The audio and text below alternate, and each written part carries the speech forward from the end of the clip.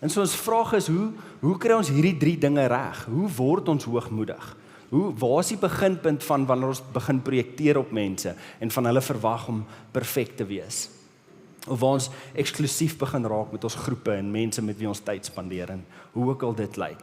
En so 'n groot gedeelte van dit is, ons noem dit wettisisme. Sê gou wettisisme? Ok, ek weet nie of julle dit agterkom het nie, maar toe jy dit sê, toe voel jy 'n bietjie ongemaklik, né? Hy sê sommer nie lekker nie. Wettisisme. Sis, dis nie sis, reg. Né?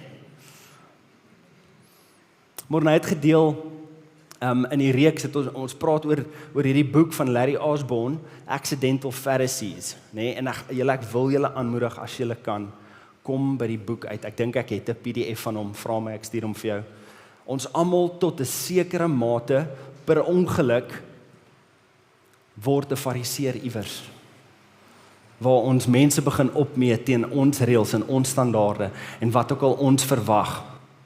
En ons wil nie daar wees nie. En die realiteit is dit gebeur nie oornag nie.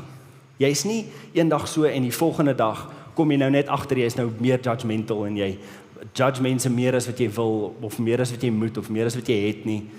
Daar's 'n ou liedjie van Casting Crowns. Hulle het baie Christelike musiek uitgebring in die mid 2000s. En die liedjie se naam is Slow Fade.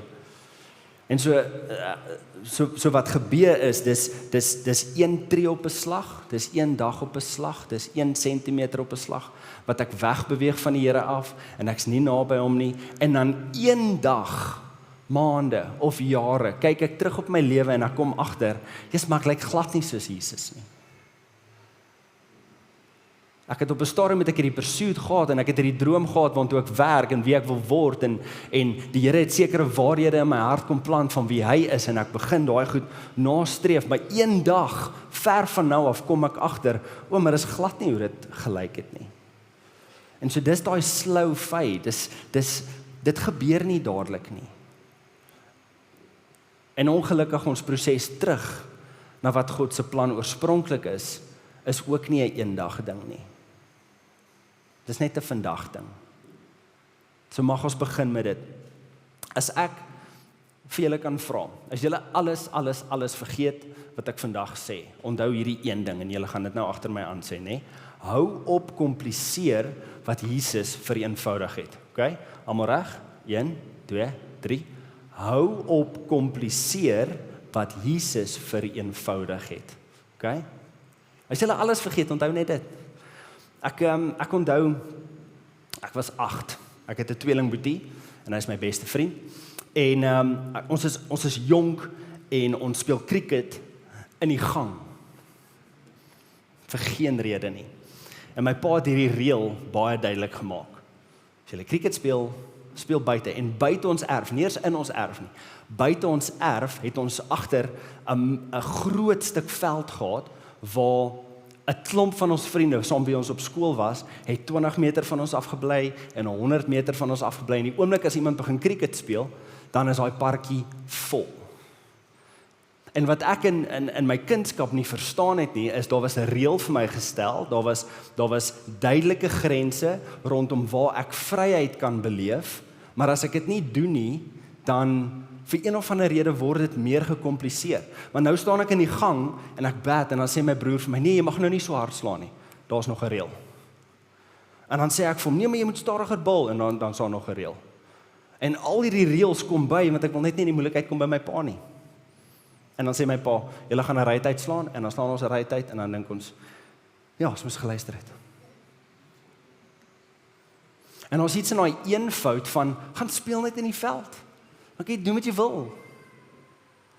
En inteendeel, daar's meer vryheid, maar vir een of ander rede dan kom ons selfs in die veld, dan kom ons daar en dan kom vriende by en dan begin ons vir mekaar sê, nee, maar jy moet dit so doen, jy moet dit so doen, jy moet dit so doen.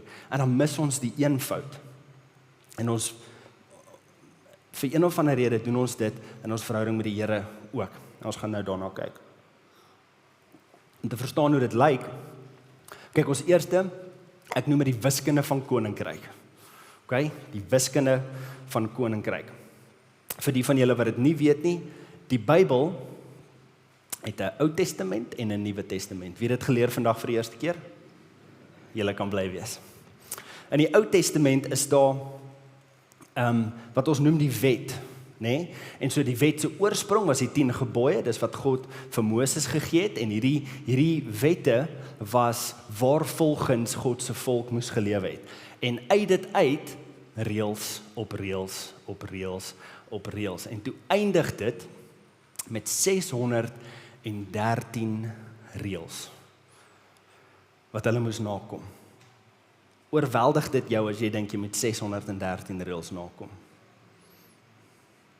Verbeel jou gou jy moet dit in jou sitkamer op jou muur skryf sodat jou gesin dit weet. Onthou, reël 400 en so kom net gou. Dit gaan nie werk nie. En in die Nuwe Testament kom Jesus aarde toe en fariseërs en skrifgeleerdes kom by Jesus en hulle met hulle baie slim vrae en hulle baie goeie argumente kom hulle en hulle vra 'n baie moeilike vraag. Van hierdie 613 reëls, wat moet ek nakom? Wat is die eerste een? Wat is die belangrikste? Waar begin ek? Want dis, verstaan, en hulle probeer vir Jesus vasvra. Matteus 22 vers 37. En hy het vir hom gesê, nou hy praat Jesus, jy moet die Here jou God lief hê met jou hele hart, jou hele siel en jou hele verstand. Dit is die belangrikste en die grootste gebod. En tweede, wat hieraan gelyk staan, die belangrikste en die grootste gebod, dit beteken hierdie volgorde maak vir Jesus saak. Maar die tweede een is nog steeds baie belangrik. Jy moet jou naaste lief hê soos jouself. Op hierdie 2 gebooie berus die hele wet en die profete. As jy my baie goed ken, dan weet jy dat hierdie gedeelte is die gedeelte waaroor ek die heel meeste praat. As ek 'n geleentheid kry om enige iets te sê oor Jesus, dan sal ek hierdie sê.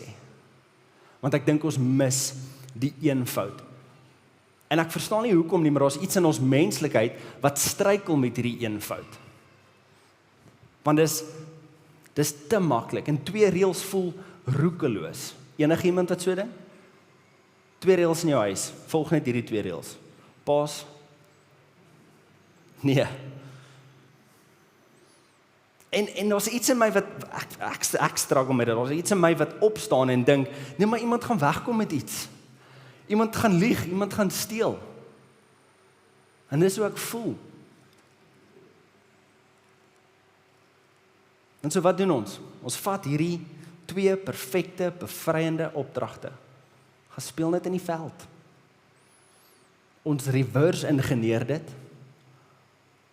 Jesus gee vir ons 'n plek om in te operate, en in daai plek bou ons nog heininkies en blokkietjies en kategorieë en jy moet so lyk en jy moet so. En ons bou dadelik nuwe reëls om vir mense te sê hoe hulle moet leef. Reëls vir ons wat ons moet volg. En ons is partykeer gee ons baie voor. Ander kere is ons baie kwaad vir onsself. Ek sê altyd vir my vrou, niemand praat so lelik met my soos ekkie. Niemand. En dis die tension, dis waar ons vashak is tussen daai 2. En ons reëls lyk dalk soos hoe lank jou stilte tyd moet wees. Wat moet jy aantrek as jy kerk toe gaan? Hoe jy praat, watter musiek jy luister, hoe jou liefde moet lyk. Nou een ding wat ek baie duidelik moet sê, wat ook al jou reëls is, al daai gesprekke is goeie gesprekke om te hê. Dis baie goeie gesprekke om te hê, om vir iemand te sê, hoor hierso, ek dink so hieroor en ek voel nogal sterk hieroor, veral in 'n Christelike konteks. En dan kan daar 'n gesprek plaasvind en in daai gesprek kan 2 mense nader groei aan die Here.